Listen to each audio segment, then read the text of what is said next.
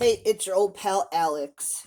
Somebody asked me if I could do a tips or tricks about how I grow cactus from seed, and so I thought I'd do a quick and dirty video.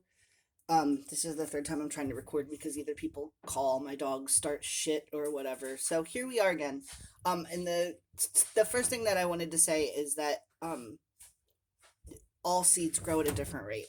So if you think you're failing, you might not be failing. Seeds need three things to germinate. They need heat, they need substrate, and they need water, and that's literally it. They don't need light because they're generally covered by their substrate, so it's just heat, water, and something to cover them with, and a decent oxygenation too. Because if you put them in boggy soil, they won't. Cactus are just not that way. Like Aracemia will be happy in a bog, but most cactus will be like bitch. So, just to give you an example, these came from Desert Plants of Avalon Lynn. She's awesome. You should like totally watch her if you're a cactus person. But she gave me these, and these have been in the ground since May 8th to be exact. And this came from her 70 something year old plant. So one one germinated right away and it's growing, but these all basically came up with the last heat wave that we had here in Pennsylvania, which was like a week ago. So they're brand new and they're the same species from the same plant, kept in the same way. I've just kept them covered in their little container, and here they are. Um, Paxaries pringlei, on the other hand, which are like awesome, they germinate within days, usually three. Within a week for sure, but I've had them germinate in 48 hours in really like hot weather. And these have been in the ground since July, and they're already enormous for seedlings. And then these have been in the ground. These are other randos, but these are Pachycereus pringlei that are already out into air. These guys I germinated in March. They're actually smaller than these, but you know, it is what it is. And there's some other randos in here, some astrophytums. Yeah, they're astrophytums. And same thing. This is one that's been in the ground. I think this was from the same batch. This one's just doing a little bit better. So this was like the March one that I did right in the beginning of lockdown, and these were seeds that I've had for a couple years. These are new seeds, but these are seeds that I've had for a couple years. And this is just, it looks this way, A, because everything's covered in hair in my grooming salon, and B, um, it's chilly, so they don't like the cold. And then I've got these, which are from 2019. These are the same batch, just some grow larger, smaller than the others. And I've done videos and videos about these little motherfuckers. They're all still alive. The whole batch is still alive, but including the little like messed up one. It started this. That's actually the one on the left is the messed up one, and he's growing like a real boy. This is one of my 2018s. Oh, come on. You could just, or we could do some sort of, there we go. Yay. This is a 2018. It's already getting bigger. This is all same species, Pachycereus pringlei. Where are they? Here we go. This is these guys are seedlings from 2013, I think. They're also the same batch. One's a long spine and one's a short spine, and they grow very differently. Andrew's like tall and lean, and Ken is like a fire plug, and they're both awesome. I didn't start these seedlings, but I got them as seedlings and have grown them. They're like triple the size when I got them.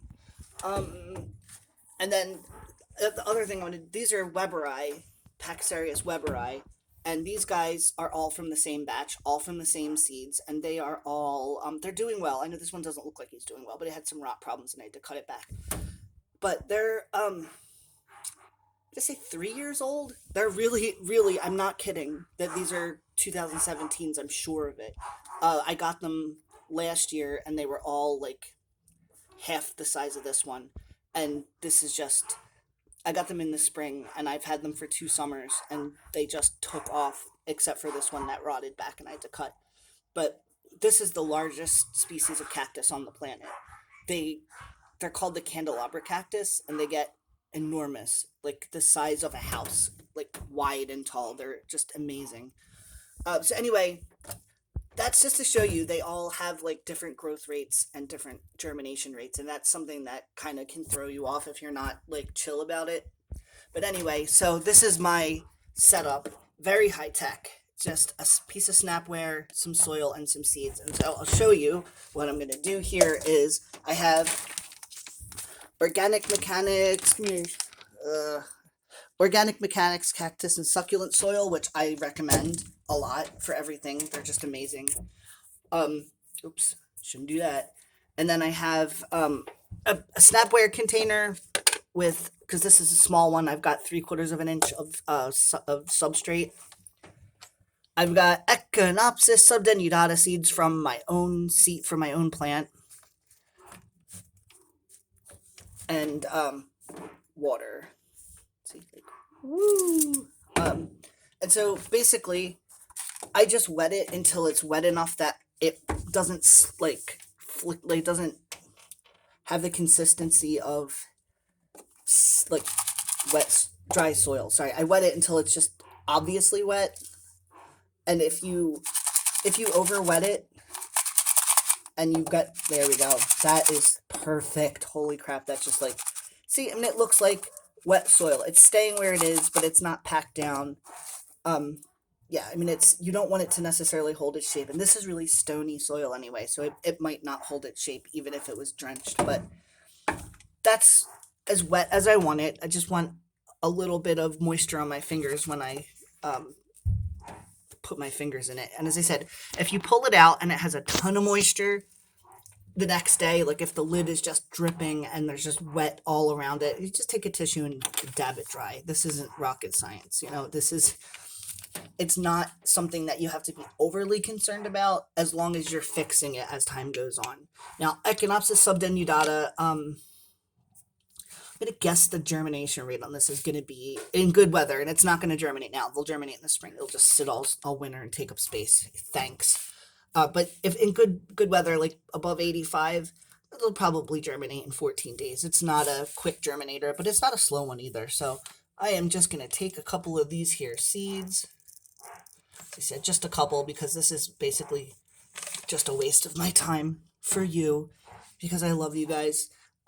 Seeds, and there's some stuff because I wasn't real delicate separating the seeds because, I mean, you know, it's me. And then I'm just going to take them, and generally I put them in my hand and sprinkle them, but since I can't do that and I'm above a grate, and I'm not going to drop them down into my sink, I'm just going to take them and do that. Whoopsie. So now they're in there, and I'm going to take the container that they were in. If I can close it, there we go. So it's snap shut. And this is the most important part. It really isn't. It's just something that really helps. I'm just going to take a clear container, something that I know that nothing will stick to, and tamp it down really, really carefully. If these were something like, oh, geez, I'm trying to think.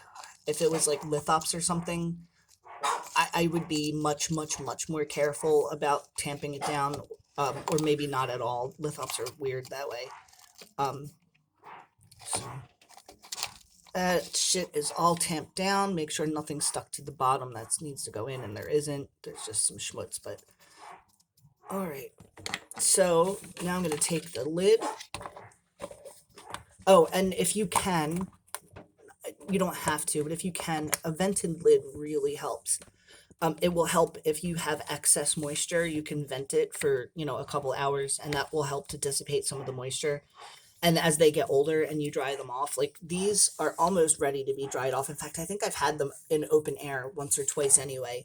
I recovered them because I had to stack them, so I put the cover back on. But if all things were even and I had more space, I probably would just start with these, leaving them open, and then come the spring, I'd probably put them in little teeny tiny pots.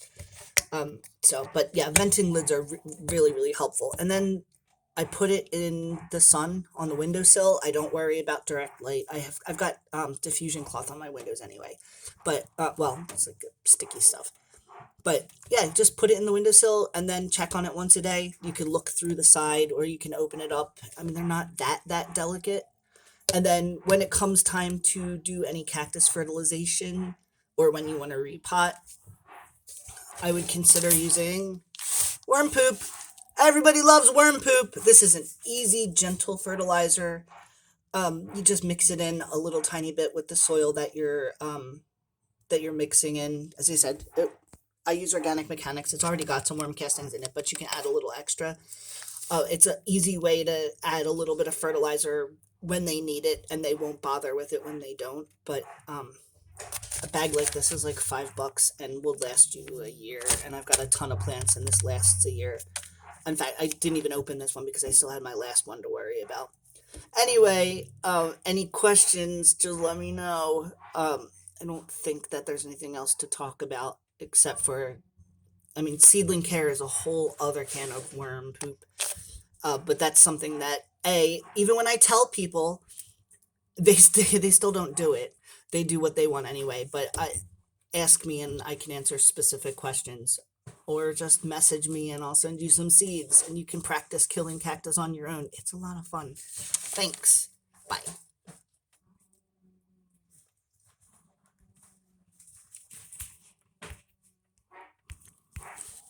Any second now.